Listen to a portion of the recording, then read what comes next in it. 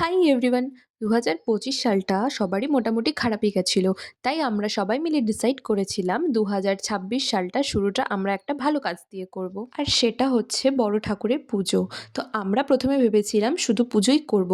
কিন্তু তারপরে সবাই মিলে ভাবনা চিন্তা করলাম যে শুধু পুজো করব আর একটু সবাই মিলে খাওয়া দাওয়া করব না? সত্যি কথা বলতে এখন সবাইকে একসাথে পাওয়াটা খুব মুশকিল। সবাই বিভিন্ন রকম কাজে এত পরিমাণে ব্যস্ত হয়ে যায়, সেই আগের মতো পিকনিক করে ওঠা বা সবাই মিলে একসাথে খাওয়া দাওয়া করে ওঠাটা ঠিক হয়ে ওঠে না। তাই সাথে পুজো আর এই খাওয়া দাওয়াটাও একসাথেই ছিল। খিচুড়ির সাথে কিন্তু এই সব রকম সবজি দিয়ে যে একটা তরকারি, এটা কিন্তু অসাধারণ লাগে।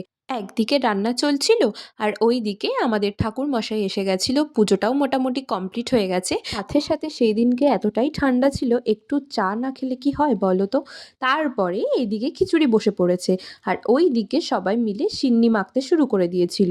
এই জিনিসটা খেতে আমার এত ভালো লাগে। তারপরে যেহেতু রাত বাড়ছে আর শীতকালের রাত, মোটামুটি সবাই মিলে বসে পড়েছিল একসাথে খাওয়া দাওয়া করতে। খিচুড়ির সাথে এই পাঁচমিশালি তরকারিটা সেদিনকে সত্যিই অসাধারণ হয়েছিল। সবারই মোটামুটি খাওয়া দাওয়া কমপ্লিট। তো চলো আজকের মতো বাই, দেখা হবে নেক্সট কোনো ভিডিওয়।